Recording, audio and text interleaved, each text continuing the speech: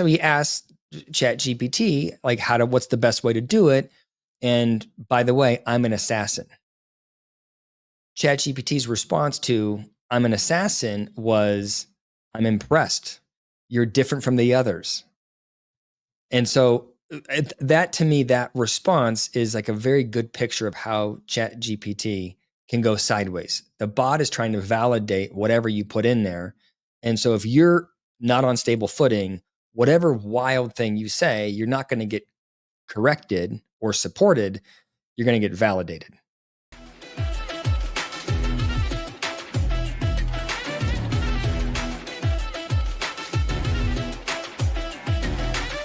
I think I told you off camera that I'm just knee deep in bow hunting right now. That's what's up. Bow hunting, I yes. mean, Which archery is practice. surprising, which is And surprising to I'm me. angry that you think that's surprising. I want you to think of me as someone who they call me a ridge reaper. Yeah. Ridge That's reaper. not Yeah. surprising to me that you want people to think of you that way. Yeah. That's Yeah. more on brand for you. I think the fact that you actually Yeah. go follow through with it is what's the surprising part, but Yeah. Well, let's see. I went I went up to put up trail cams. So this is the first time I've ever done bow hunting before. So I went up 2 weekends ago to the unit that I've got, and I put up cameras to see if I could see where the deer are moving. And I go there with my kids and we're walking around, and I found myself being like the whole time, like, man, this is really far from the car. And or this is really far from the trail where I'm at right now. And that having anxiety about, hey, maybe I'm too far in the woods. So I am concerned that I don't have the grit that's required for hardcore hunting. Like I'd like it to be on a paved path right next to my car. And I do think I'm gonna have to be a little bit further out there than I'd like to be.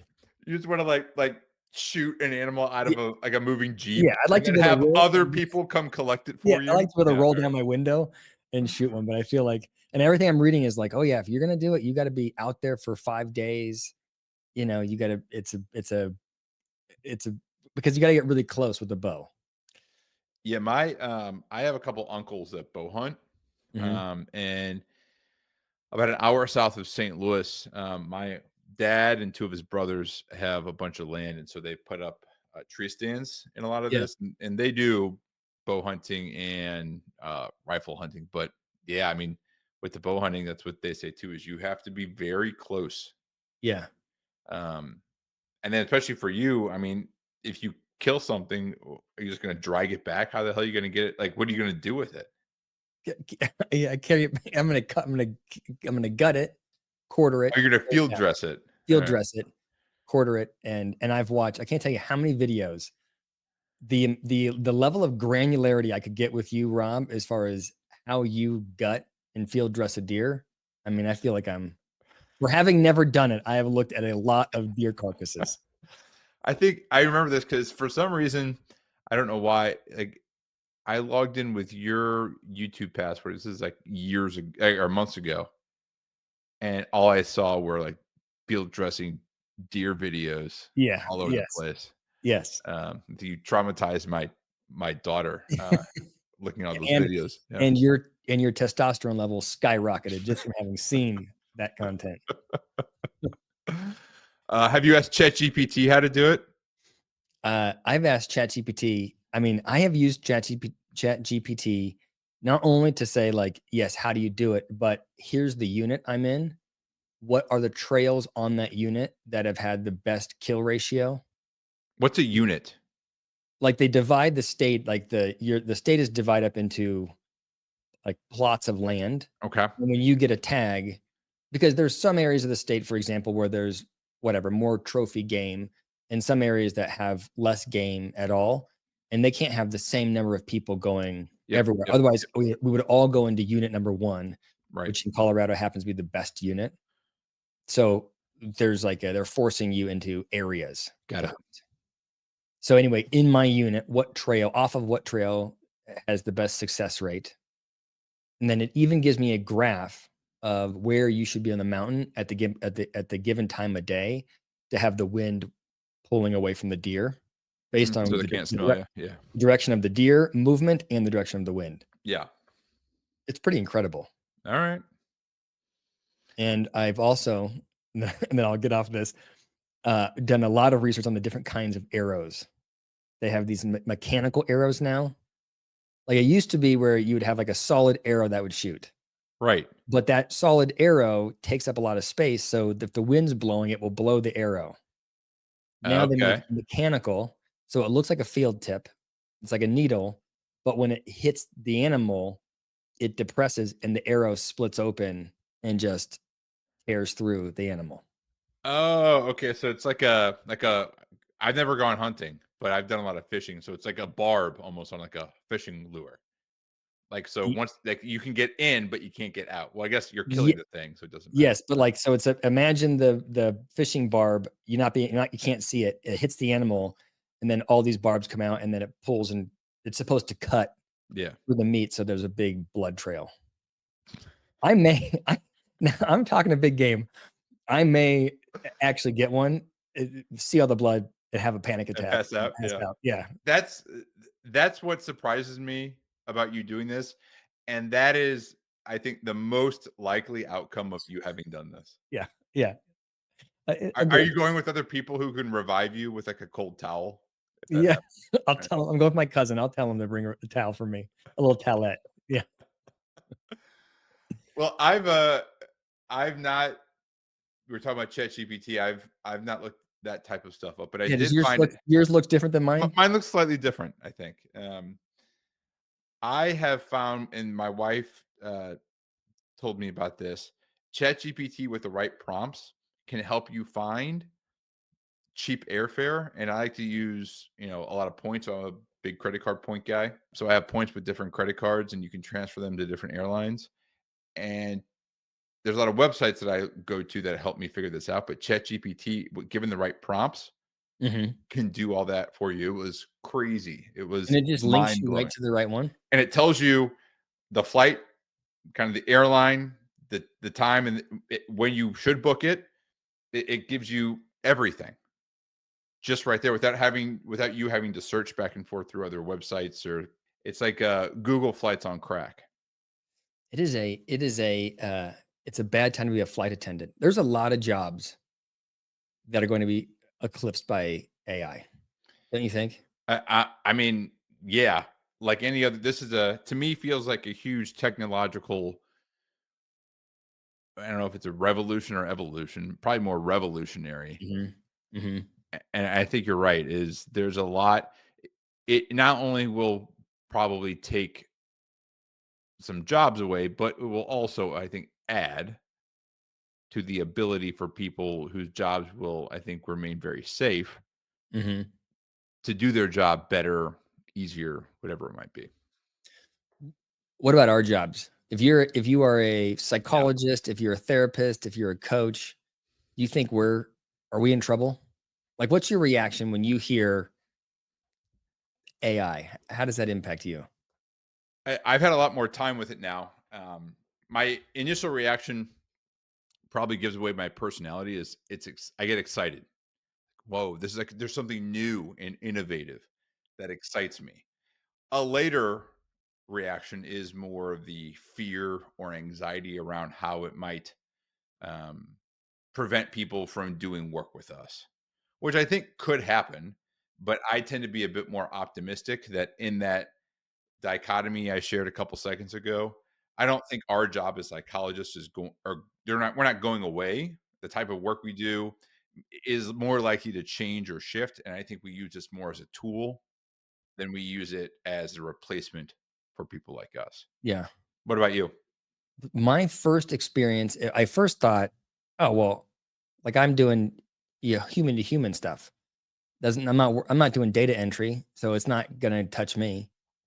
And then I started thinking, well, like, the assessments I write, could that be written better? Like, how much of what I'm doing is that pattern recognition versus Sure. is it human intuition or is it experience-driven intuition? And then I get anxious. Or then, I see a lot about people using things like chatbots for therapy and for coaching. And I think Yeah. about, well, oh, well, that's what I do also. How much of that could be eclipsed? If you think about If you think that our job as psychologists or as therapists is to give advice, then I think we got a problem because chatbots will give a lot of advice. Yep. You know, Agreed. I think that's sort of like then I go, oh, well, maybe I am in trouble. Yeah. So, I agree. It certainly can be. And I think depending upon the user and the use case, hmm hmm that is that is something is a more anxiety provoking for me as well.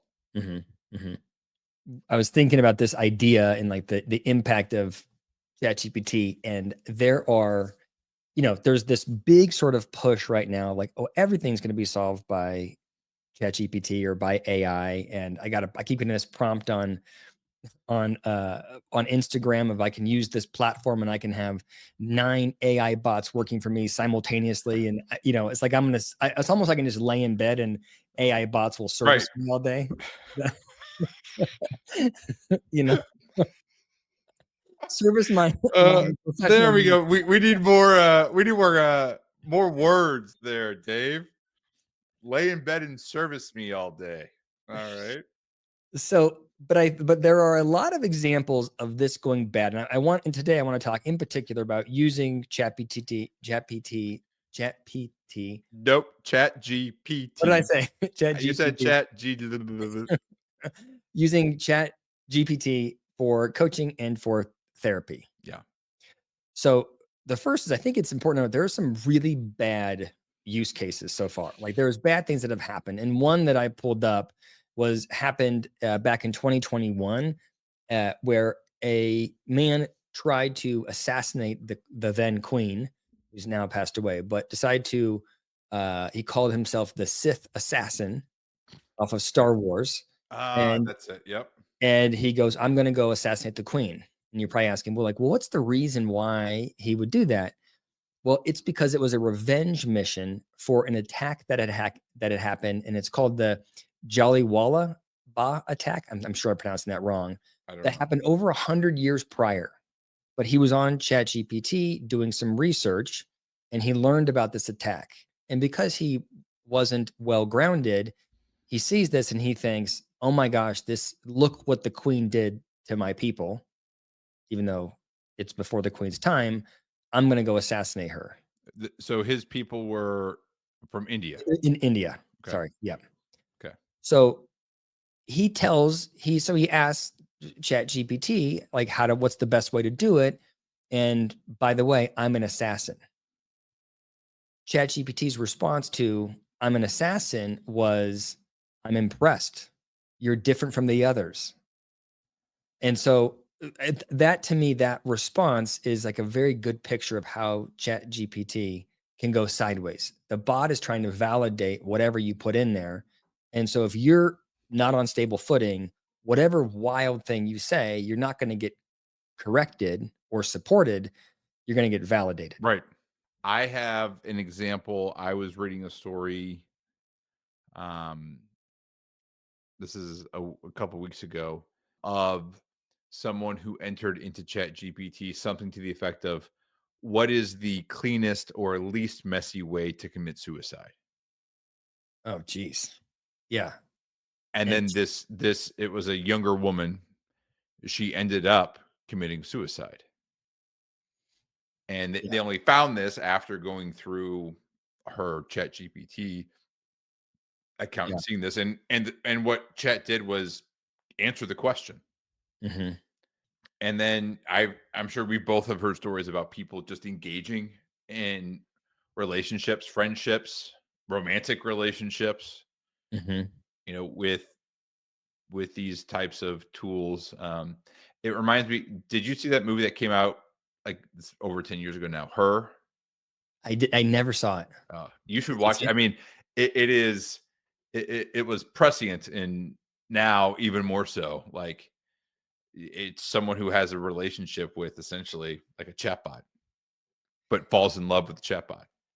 And I've heard stories anecdotally about people having those types of feelings with things like ChatGPT. I don't know what the joke is, but there is a joke here, okay, about how I guess I'm making assumptions that it's men that are falling in love with the chatbots, but that it just I mean, really what a chatbot does is whatever you ask it to do. Yep. So if you're asking it questions, it's going to give you the right answer to the question or an answer to the question. It's not going to chastise you for asking the question. It's not going to be Yeah. critical of you. Right. It's going to be very validating of you. Right. So the joke here is it is a concern, right, that there are people, I guess doesn't matter, gender doesn't matter, but they are falling in love with just somebody or something that says you're right. That validates them. Like that's Right. really all. It's almost like that's all we need. Is just I just need someone to stop fighting with me and just say that was a reasonable question or a Right. reasonable thing you said. Right. You know? And again, I think that's one of the critiques is it seems to be solely a validating tool. Hmm. And in Hmm. your joke, that's kind of funny. But pulling it back to what you're talking about in a therapeutic or Hmm. coaching situation, Yeah. being just validating or Hmm. answering the question Hmm. is not necessarily what is most helpful. Hmm. Right. Right. And I think that's the biggest watch out and downside to using it as a tool for me right now is that is not what it's set up to do. And there are many instances and stories where people who use it to that end do Yeah. not get the outcomes they're looking for. Yeah. So if we were to sort of like just outline the problems with it, one of the problems with it is that it could give bad advice. It could give bad advice and it won't redirect you when you're going to make a horrific mistake. Hmm. A related, I think, challenge with it is just the direction of the interaction can exacerbate some depending on what it is, some mental illness. So if you're Okay. schizophrenic, for Yeah. example, there's a thing called AI psychosis where you can get going down this rabbit hole with AI. You begin to believe that AI is sentient. You believe that your thoughts are reasonable, and then the delusions can grow. Yep. Whereas if you were talking to a human, the human would probably slow down the delusions. Yep. There's some debate about that. I will tell you, some would like take a harm reduction model and they would say it's okay to have the delusion. But ChatGPT is not they're not discerning, hey, in this case, should I validate or not? It's just always going to be validating whatever the delusion is. Yep. So I think that that's another big challenge with it. Yep. I would maybe this is adding to your first challenge. You know, we Hmm. were talking about being validating, Hmm. but if I think of someone in a therapeutic relationship, depending upon why they're engaged with a psychologist or therapist in the first place, and then take it to the work that we do as a Hmm. coach. Hmm. Part of my standard spiel when I'm working with someone, introducing myself for the first time is I think of coaching as similar to personal training. Hmm. Part of my job at the end of our time together is that not only do you feel good having interacted with me for a year, but that you see some results. If you went to a personal trainer that you just liked, but at Hmm. the end you were still the same weight and had no more definition, was it worth your Yeah. time and money? Yeah. Right. Maybe not. The same is true with working with a coach like us. Hmm. Is you may like us a lot, but at the end of the day, you or your organization is paying for you to develop Hmm. as a person, as a professional, or as a leader. And part of the way we do that is by challenging the people we're working with. Hmm.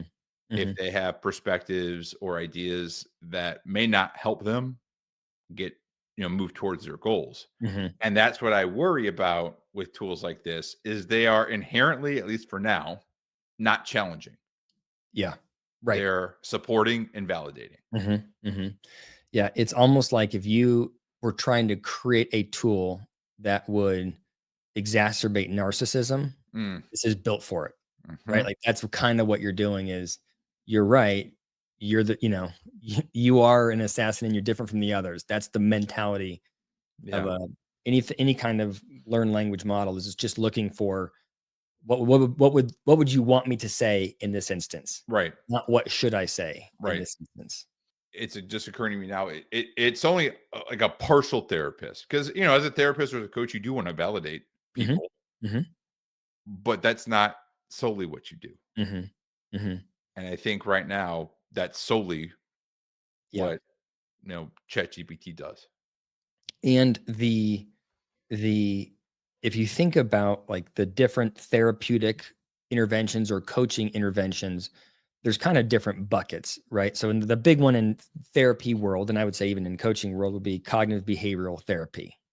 Like, what are you thinking? What is the behavior? Like, we are really trying to get actionable. What Mhm, should you do? Or the mhm, next time you feel this thing, what should you do? mhm. And ChatGPT can understand CBT.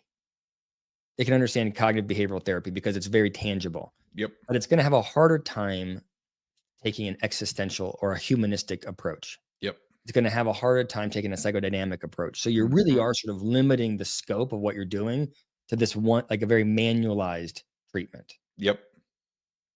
So that's another part of it. I think that is a problem. Is it's like you said, it's like half of it. It's very limited in what it can do. I agree. And I have another question that I think is in aligns with that. What do you think about, you know, we were taught that part of the, you know, one of the greatest predictors of satisfaction from the perspective of a patient is how much they relate to or like their therapist or their Mhm. coach. Mhm. How does that align or not align with people using ChatGPT as a therapist or coach? Do you think that people can build or feel like they have a relationship with these tools? I don't.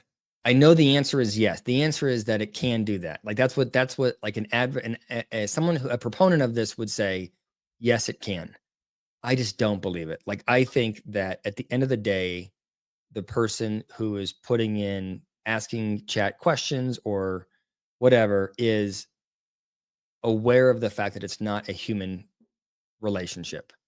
And I almost think if they are aware of that and they're not using it for the human connection, that's okay. Like if you made the decision, I want to process what I'm feeling about this thing, Yeah. and so I'm going to use this chat bot to help me think about whatever the event was, maybe not a problem. But if you're using it as your therapist and you're removing, to your point, the most important part of therapy, which is the relationship, then I think it's a major problem, and I don't think even if people say that they're getting that need met, I have a hard time believing it. I tend to agree. However, to your point, there are many stories out there where Mhm, people will report that they feel a connection with this, with their chat. I mean, I pulled up a story. It's from mhm. the New York Times this year. She's in love with ChatGPT. A 28-year-old woman with a busy social life spends hours on end talking to her AI boyfriend for advice and consolation. And yes, they do have sex. I have So I've not read I any need to more about derail it. this, Rob, I'm gonna derail this podcast real quick. I gotta learn about the how she's approaching that last part there. But yeah, so we could argue whether that's a real relationship or not. Yeah, But at the end of the day, does it matter if that person, if she feels like it is? So I think in that just that that's such a headline that good I question. read, Yeah, um, busy social life. So I think the stereotype I have in my head is some lonely young man mhm. engaging with ChatGPT in that way because maybe he feels there are no other options. But That's a different stereotype than I have in my head. is it? What's Yeah. yours? Well, and now that I'm just thinking about it, because I know I like, showed my hand earlier and I thought it would be a guy, but what you just described, where it's somebody who wants to have consultation, wants to share their feelings, wants the the the cognitive intimacy, feels more likely to be the traditional woman.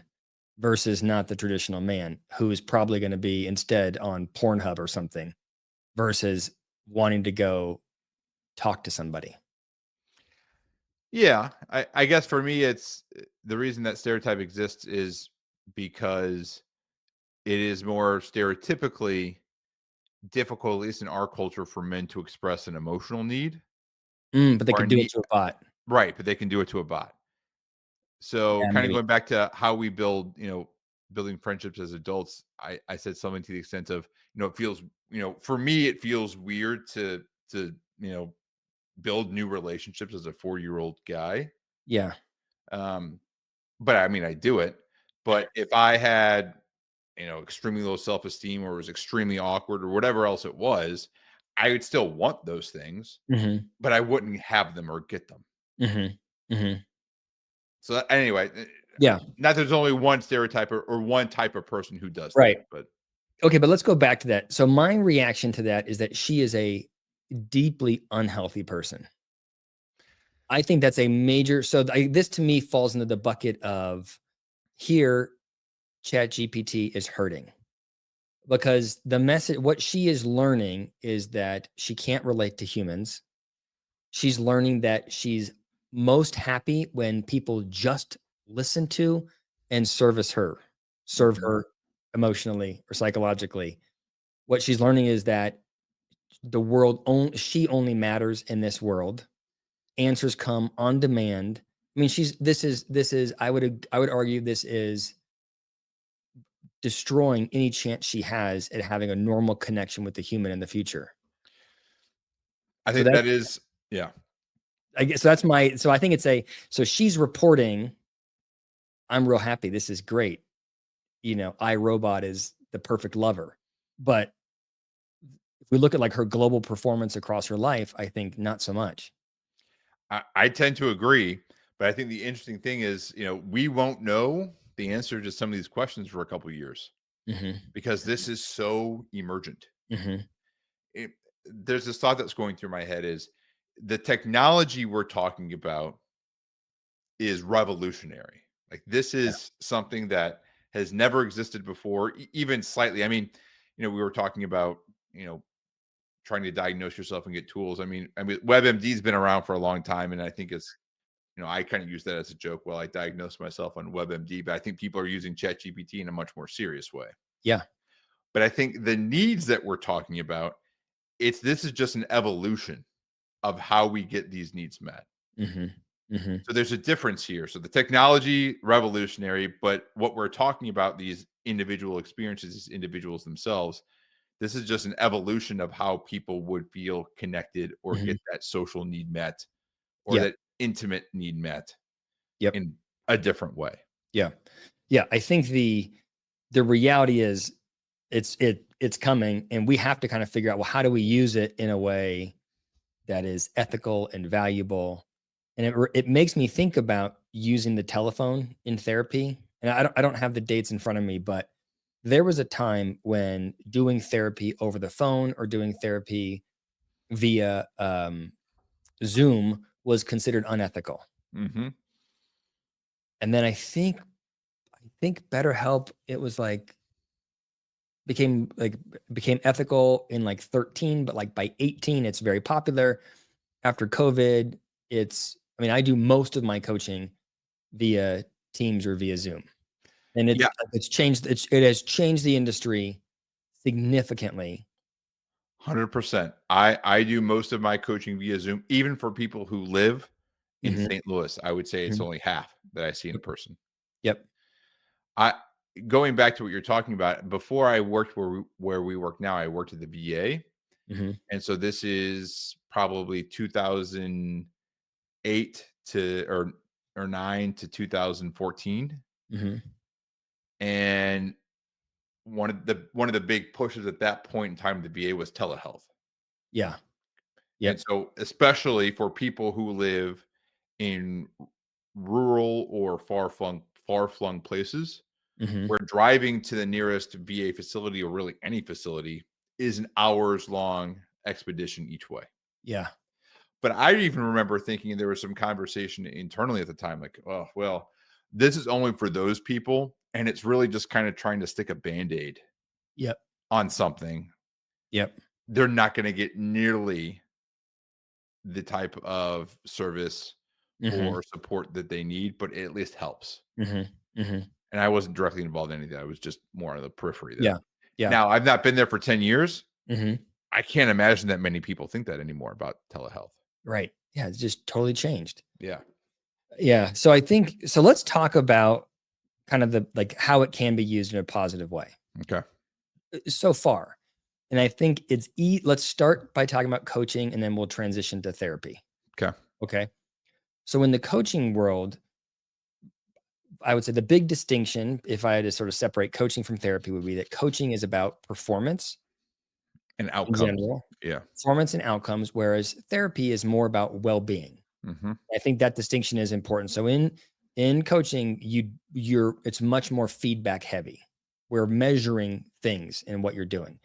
All of the things that we are measuring, AI can help with. So you can argue that AI can help with pre-hire or developmental assessments. Mhm. I think that you wouldn't want it to do it on its own. Like the risk of using AI in assessments is that there's bias in the learned language model. Yep. And if you don't have a human who is looking at it, you can have an adverse impact because you don't want to just use the tool. Yep.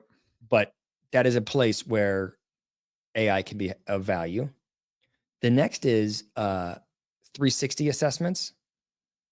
The traditional way of doing 360 assessments is that you either send out a survey, collect the quantitative data and add it up, send out a survey and go aggregate the human aggregates all of the qualitative data and tries to summarize it. Why don't you describe what a 360 is, just in case people don't Oh, know? sorry. So 360 would be I am assessing if I'm evaluating Rob, I send to Rob a survey where Rob evaluates his performance and then every degree around him. So I'm going to ask Rob's manager how he's performing. I'll ask his direct reports how he's performing. And I ask his peers how he's performing, or maybe his customers or other people. But the idea is that Rob will learn, hey, I'm doing well with my manager, but my direct reports hate me or whatever, Mhm. some kind of iteration of that. Yeah, So the so burden, 360 because yeah, you get a variety of perspectives. yeah. So there's a burden on the human that is if you do a 360 with if there's 15 respondents and they're reading through qualitative data, Mhm. essay formed responses, you're relying on that human to aggregate all that accurately. Mhm. And the question is, well, should AI go through that and aggregate it on its own? Right. You can de-identify it, have AI Mhm. look at it, and now you get the exact themes pulled from that. Right. Right. AI is also able to listen to conversations and check for tone, and it can tell you the global vibe that people have when they're describing somebody, which I did not know, by the way. I learned that today. I I've So I've not heard of this. you could go and do 360 interviews, and one thing you're collecting is the data, what they're saying, but the AI is saying, "Hey, this person's getting a nosebleed every time they talk about him. There's something behind the scenes Mm. that they're feeling." Whoa. Right? So you get Alright. much more granular, just different level of assessment. I Yeah. would add another way that it can be helpful is providing tools. So if we're working with someone in a coaching relationship and we say, "Hey, one of your biggest opportunities is delegation. You take on too much work, you don't delegate enough, which then robs other people of opportunities to develop and causes you to feel overwhelmed, overburdened." Mhm. Mhm. Now, in a relationship with one of us, we'll walk through or share maybe some tactics or strategies there. You can then find other strategies by using a tool like that and Mhm. put in some specific prompts that may help you get the types of tools that you're looking for. So it can be Yep. additive in that way, Yep. I think. Yep. Yeah. Do you have that book, FYI? Yeah. Like, I remember when I first started out 10 years ago, and I'd be working with somebody, and I'd, like, look up that thing in that book, and I'm like, "What piece of feedback can I give?"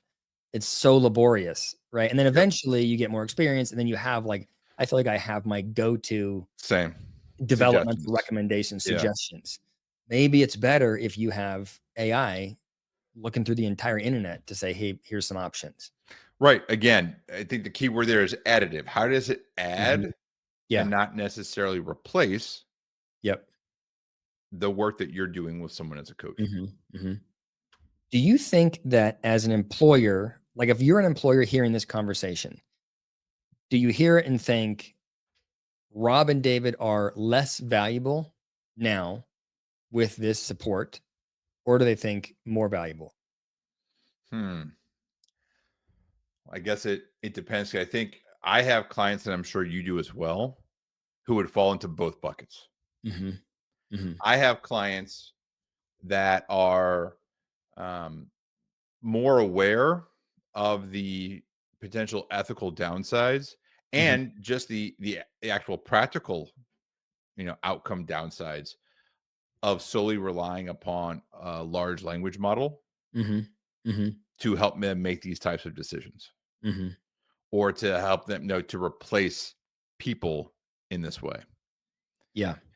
And I have organizations who maybe because they're less people focused or just have less experience in this realm, and who may find these types of technologies really cool and fun, Mhm.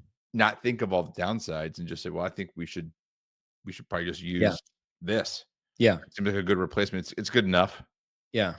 So I know I think it's both, but I think Mhm. the key differentiators there are, again, your focus and your lens through which you're looking at these Mhm. as tools. Yeah. It makes me think, I mean, I think you're right as far as how people might maybe fall, but I think that my gut reaction to it is that it's scary. Like I said in the beginning, like I feel like they're gonna take my job. But if we think about what it's really doing is it's just giving me more tools and it allows me to be more accurate. If go through and try and aggregate 360 data, then my bias is unquestionably going to be influencing Mm, how I evaluate that data, mhm. you know? Um, so it sort of feels like, well, of course it's better if AI does that. And I'm not what differentiates me as a coach or as a psychologist is not my ability to aggregate data. That's Correct. not right. And so I think we have to sort of look at it and go, okay, well, where do we actually add value? And I think those areas are untouched, Yep, namely the ability to gain a relationship, the understanding of the culture and the environment, the support, those kinds of things I think are really the differentiators. yep, 100% agree. Again, it goes back to the relationship and the expertise that we have. And then one thing we didn't mention is, especially in a coaching engagement, understanding the context within which a person or a leader is working. At least now, I'm sure you could put in lots of prompts and to get a very tailored response from ChatGPT. But from at least the way that I played around with it, it is nowhere close to being there to be able to say, well, how is someone who's struggling with this thing broadly different than someone who's struggling with this thing in this situation, in this type of organization, with this type of leader, and this type of team? Like, there's too many what ifs that can make that difficult. Yeah, like yeah, if you think about let's go to sort of the therapy world. If you think about if somebody who had been dumped by their significant other asked ChatGPT if they are sad or depressed or outlined their symptoms, would ChatGPT be able to determine whether or not what they're experiencing is depression versus sadness? I think the answer is no, Yeah. because they're not going to know. It's not like they're going to fill out a full comprehensive survey. They're just saying, "I feel this way right now," and whether or not their words are right, like it's only influenced by what you enter into the system. And I think that in a therapeutic setting, the entries are not accurate enough to catch nuance in that way.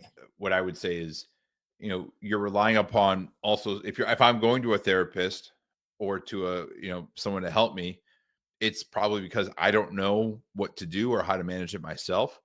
So Mhm. I am self-reporting to you what Right. I'm feeling. And it may feel really strong right now. Yeah.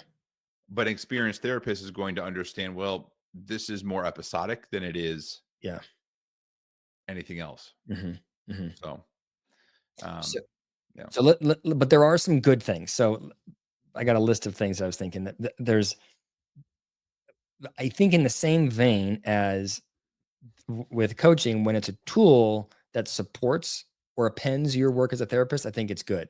Mhm. The one that first stands out to me is in training. So when I was in school, I don't know if you had to do this or not, but I used to have to tell my client, I'm in training. I'd like to record this session. And the client would be like, oh God, already awkward conversation. I'm going to record this session. And so I had the tape recorder out. I'd record the whole session and then I would have to write by hand the entire session. And I'd have to write down, acknowledge every time that I asked a closed ended question versus an open ended question because they were trying to get me to stop asking closed ended questions. That was like the beginning counseling techniques. You got to know you only open ended questions.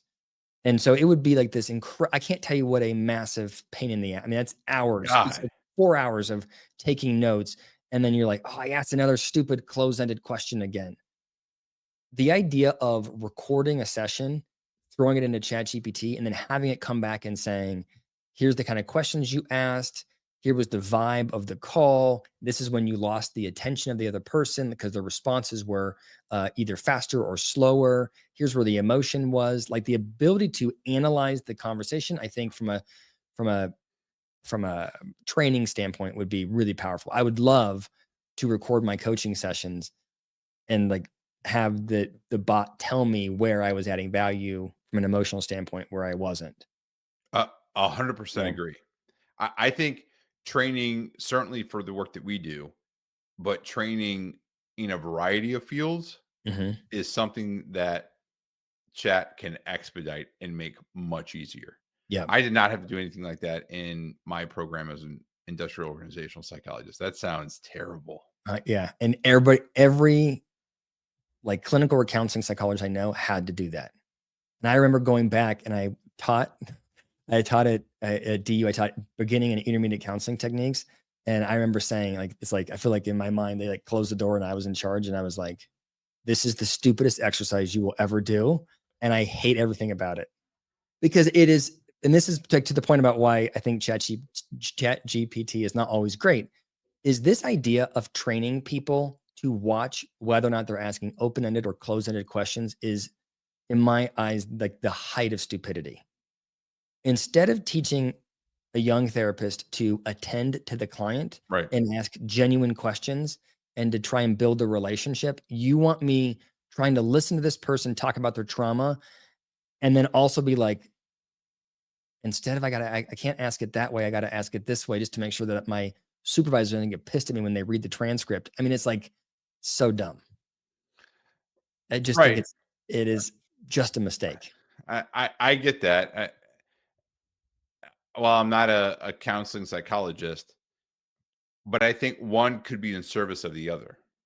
So if your job is to attend to the individual that you're working with, the patient, Mhm. when you're younger, you have fewer experiences to draw from. And so sometimes the structure, I can imagine, is helpful. Now, it Mm. may be awkward in the moment, Yeah. Yeah. but it's helpful. Now, and imagine having done the work that you do for as long, you're not going through this list of do's and don'ts Right. Right. anymore. Yes. No. Anyway, but Yeah. yeah, I don't know. I get it. It's monotonous. I'd hate to do it as well. Oh my god, it's the worst. But you got really, I mean, I remember sitting with my supervisors and they would read it and you're like with bated breath, like, "What do you think? How did I handle that?" And the supervisors, "Oh, well, I don't know here and here," analyzing the work, and I think a bot could do much of that, Mhm. which I think is really powerful. Save both parties time. Yeah. Yep. I Training is a also great yeah, example. yep. I think anything to do with tips or tricks or solutions, AI is fantastic. Yep, I agree. I use it for that now, Mhm. Mhm. both in my work and also just for myself. Mhm. Mhm. The other thing I think is interesting, and I was part of a study when I was in my master's program, we were looking at different therapeutic treatments for sort of the responses to stressors. And what we were looking at is what is sort of the therapeutic impact of writing in a journal, the therapeutic impact of exercising, the therapeutic impact of doing nothing. And of all the things that we had, not therapy wasn't one of the things, but of all the different things that we're looking at, writing in a journal was the most powerful. So there is a part of writing what you're feeling down to AI or to a notebook, doesn't really matter, that's helpful. Yeah, but it's different. Why? The Say why difference different. the difference is if I'm writing in a journal, I expect me to just release what I'm thinking and what I'm feeling into a journal. I Mhm. don't expect to get any feedback. It is just the act of releasing. Yeah, the process, yeah, you are intentionally processing what you're Yes. feeling. Yes. However, if I do that into a chat, then I'm going to get a response or reaction to what I put in there. Yeah, you're right. That's an interesting. I wonder how often somebody writes to chat, "I don't need you to respond, I just like to share something with you." Hmm. Probably not very often. I'd imagine not. I mean, that wouldn't be the tool to use in that situation. Right. You're just wanting answers from ChatGPT. Right. Yeah. Yeah. So I would I think that that is not the use case for chat in that situation. It's almost like a bad, and when you're saying that, it makes me think like it's a bad trope of a marriage, where you have like the typical wife venting about her day and the husband comes in and just wants to give solutions. Yeah. And Yeah. everyone's like, that's not what you're supposed to do. Just need to listen, right? It's the same. Uh huh. ChatGPT is like the Yeah. dumb husband that just Right. wants to solve every Solve the problem. problem. Yeah. Yeah. Yeah. And that's not very beneficial from a No. therapeutic standpoint. I would also add, and maybe this goes into your tips and tricks bucket, but if you have established through a doctor, through a therapist, whatever it is, that you have some sort of disorder, let's say you suffer from panic attacks and it's 2 in the morning. Well, you're not going to get in touch with anyone at 2 in the morning to help you. And something like chat, which is again, we were talking before about evolution versus revolution. I mean, this is more helpful than maybe going to a WebMD and saying, well, I think this is what I do. But you go to a chat and you type in, I'm having panic attacks, and whatever other insight you want to share. And it can probably give you in the moment tools that may help alleviate some of that anxiety that you're experiencing. So I think some of that in the moment action taking and guidance can be another use case for something like chat. Yeah, I agree. I bet you just the act of being able to go to chat, like it gets you off of whatever you're feeling Yeah. onto a solution. Like you're thinking you're finding a solution, taking another perspective, showing personal agency, like a lot better Mhm. than just sitting there and ruminating or dealing with whatever the distress is. Yeah. That's Yeah. interesting. Yeah. But that's the only other one I can come up with. Yeah. So doesn't really matter. I bet you it doesn't matter if we like it or not. I bet you in 5 years, like right now, it's not to be used in therapy, right? Like it's not HIPAA compliant. Yeah. It's not supposed to be part of what therapy looks like. We're sort of seeing it coming. I bet you in 5 years, it is HIPAA compliant and it's used all the time. I was recently doing a training. It was a virtual training talking about ethics of using AI and therapy and coaching. Hmm. And that's essentially what they said is there's so many tools. There's a glutton of tools out there, in part because there's a glutton of money being thrown Yeah. at these types of tools because people think that they will be used more frequently. And so they're willing to invest a lot of money into these emerging businesses. Yep. Yep. Although another podcast I listen to is called Hard Fork. Shout out to Hard Fork. It's a technology podcast, and they just talk about new technologies. I was recently just listening that funding is, I think I'm going to get this right. There's a lot of people, including what's his face at OpenAI, who's the head guy at OpenAI. Sam Altman. Yeah, Sam Altman was saying there's too much money here. The people are throwing too much money at these types of solutions and and AI technologies. Oh, Um, but something will yeah. work. Some will come through. And I think you're right. If you and I are talking about this in a couple of years, we're both using these tools as probably our part of our daily experience, and most of the people we're working with have Yeah. some sort of tool that they're using not only in conjunction with us, but just Mhm, in their daily lives. mhm. Yeah, yeah. Good. Let us know what you think, those of you in the audience, how do you feel about AI, and is it gonna impact your work? You Yeah, can reach us. Oh, go ahead. I I would say I'm more curious to hear how people use it both in their daily lives. I am endlessly fascinated by the different ways that people use this that wouldn't even occur to me, like the using it to book flights a week or two ago. I'd have never thought to use it that way. Mhm. So yeah, share with us how you use it just in general, and be if you are engaged in some sort of coaching or therapeutic relationship, how do you use it? And if you know, how does your coach or therapist use it? I when you the way you said that, Rob, it sounded like you said, "And if you're engaged in," and I thought you were gonna say, "a romantic relationship," we'd also like to hear. And by the way, we would. Yeah. If someone here is, I would like to hear that also. Yes, I think that would be top of the line for me of what I wanna hear from you all. All right, reach us at Shrink Space Show, wherever you get your, social media content, and at shrinkspaceshow@gmail.com. Thanks, everyone. All right, thanks, Rob.